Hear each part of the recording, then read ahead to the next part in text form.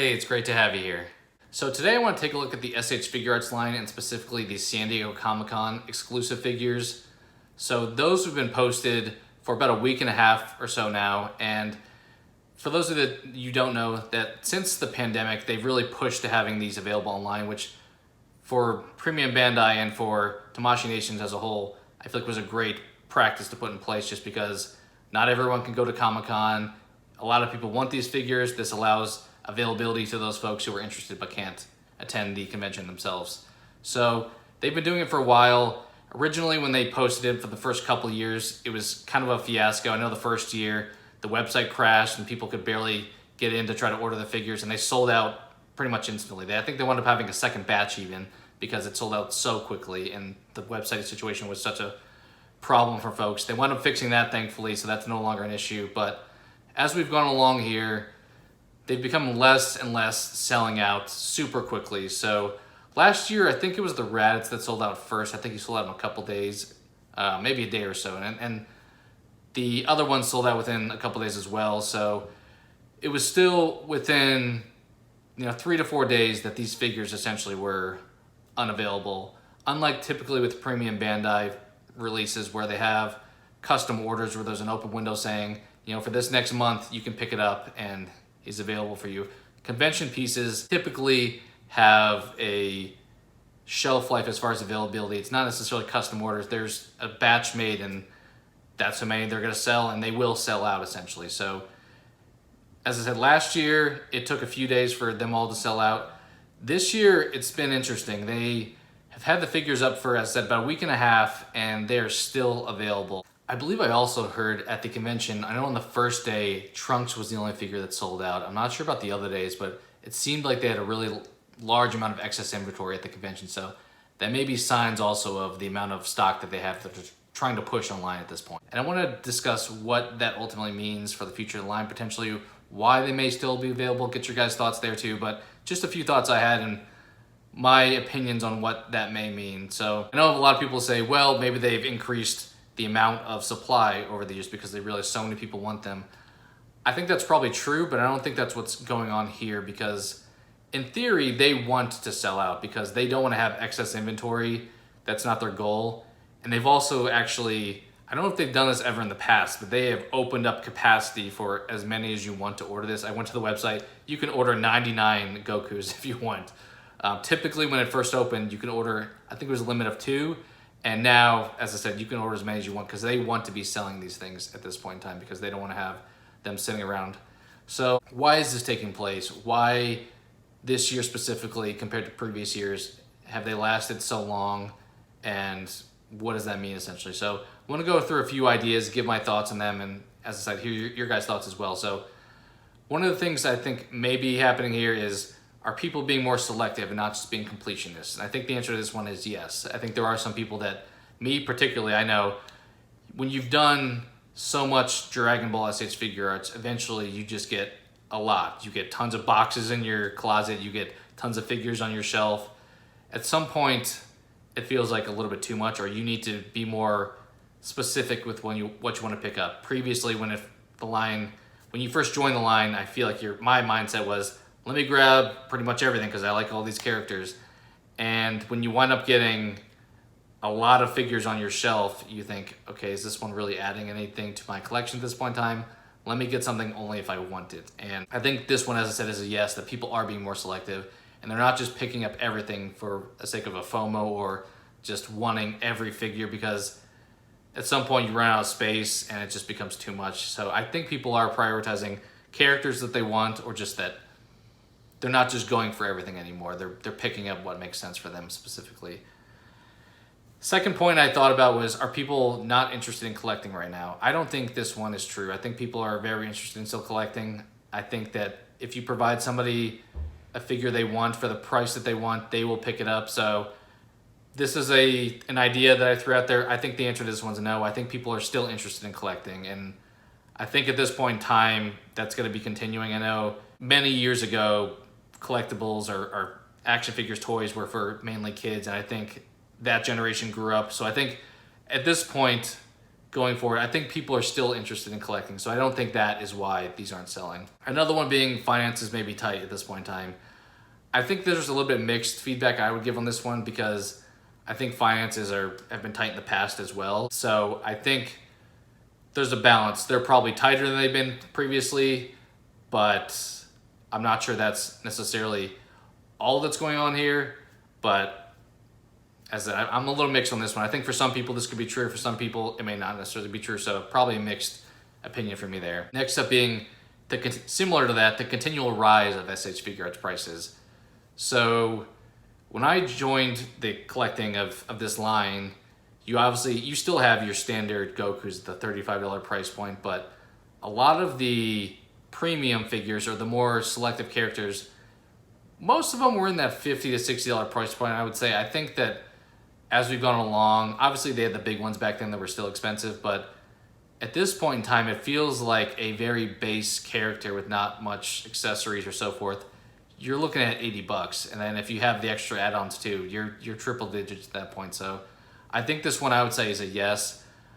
Part of the reason that I didn't have a strong interest in the Monster Arts line was the point of entry. We're having price points well into the triple digits for just one figure. Felt like, do I like this that much? Does that make sense for me to go after? So I don't know if we're quite at that point, but we're definitely approaching the SH Monster Arts situation where just picking up one guy winds up being a lot. So you have to be mindful of, this goes back to being selective.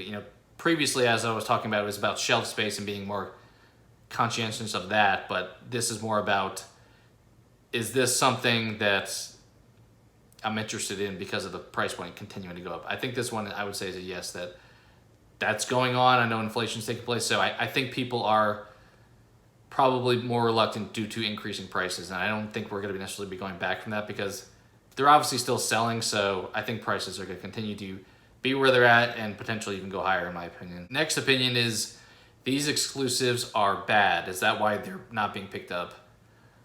I would say maybe mixed. I would lean towards probably more so opinions of people being yes, but I would say mixed on this one.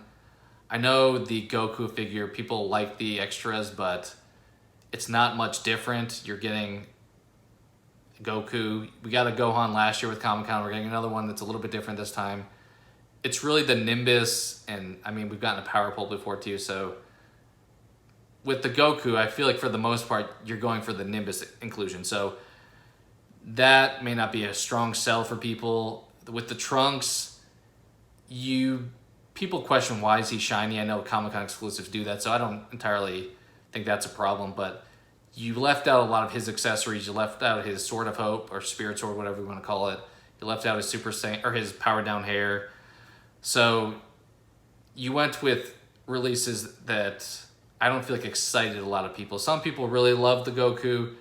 I personally thought the Jiren was, for my collection, made sense, but I chose not to pick him up, at least for now. So I do think there's some truth to the exclusives not being ones that really draw people in. So what are your thoughts there? I said I'm probably mixed, but lean more towards, yeah, that is a factor for people. Next up is, other lines are more interesting.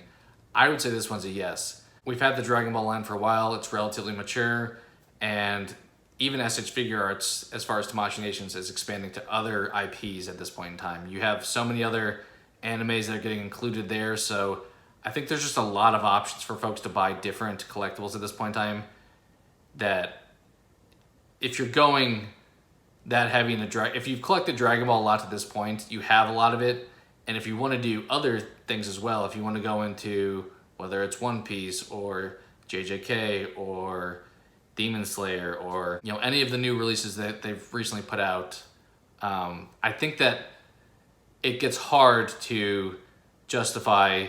You have a large Dragon Ball collection already. Hey, I want to include these other characters. Okay, well then, if I'm going to do that, I'm probably not going to collect all the Dragon Ball too, because it makes sense to focus on other areas if that's what you're interested in. I don't feel like, I mean, maybe people are, but I don't think a lot of people are going heavy on Dragon Ball and then also going heavy on all the other options. I feel like because there's so many options now, you have to pick and choose a little bit, and because Dragon Ball's been around for so long, I think people are more willing to pass on a lot of those because they have a lot already. So they want to focus on other properties that they really enjoy, that they haven't gotten figures for. So I think that's really, I would say that one's a yes as far as other lines being included at this point in time being a factor. Another one being QC concerns. I think with some of the, especially Dragon Ball figures we've gotten recently, I don't think necessarily this specific group of convention pieces is included in this, but there's definitely been concerns with QC in the past. So we had the Trunks situation that got reissued. I know a lot of people are concerned about the Gohan that recently came out, issues with him. So there's definitely QC concerns. And when you're spending X amount of money, that's, you know, as I said, it's approaching triple digits at this point for a single figure. Some of these wind up being even more than that. You don't want a figure, if the leg falls off of it and you just spend $100 on something, that's going to frustrate you and you're probably not going to continue to buy that product, at least for a certain amount of time. So I think a little bit mixed. I think, as I said, I think QC concerns are an issue for the Dragon Ball line as a whole. I don't think these figures specifically highlight that because they've been released previously, so most people know what to expect when it comes to the Jiren, the Trunks, the Goku, and they don't have a whole lot of QC issues outside of maybe one-off situations that you may get with your specific figure, but I think as a line, it is something to be mindful of. And then we have old bodies with bad articulation. So obviously convention pieces, they use previous molds and they make some tweaks to them. So there's some expectation of having some less than current time articulation with the figures.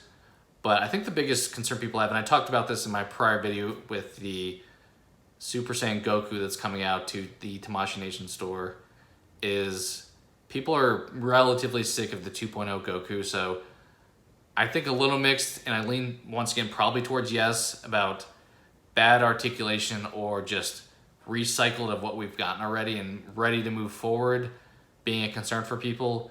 As I said, I know convention pieces are intended to be old figures, so probably mix on this one just because you should expect kind of an old figure, but at the same time, that may be why people aren't buying it, because they want something that's more modern with articulation and just something that feels more present time. When, you know, if you buy the legendary Super Saiyan Goku where has 3.0 mold, then you go back and you pick up what's essentially a Saiyan Raised on Earth 2.0 just for the bells and whistles, are you going to enjoy that for $100 and probably more than that with tax and shipping?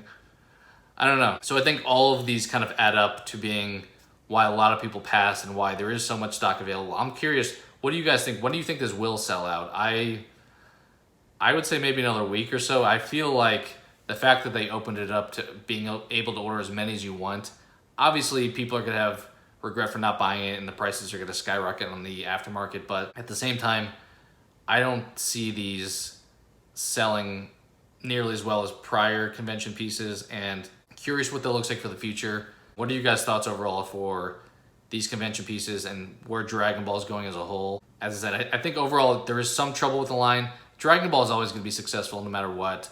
You have other IPs come in, you have price issues as well, you have QC issues, but people love Dragon Ball and they'll forgive a lot of issues just because of the adoration they have for that franchise. But I would say SH Figuarts currently, they need to probably do something to make a splash with the Dragon Ball line, because while it's, you know, well developed at this point and people are probably still picking them up, factors like price, competing options for folks, and so forth, I think make it seem like probably something needs to take place with the Dragon Ball line. So what are your guys' thoughts? Have you picked these up? Are you not picking them up? Are any of the reasons I discussed reasons why you may not have picked it up? Or is there something else I may have missed?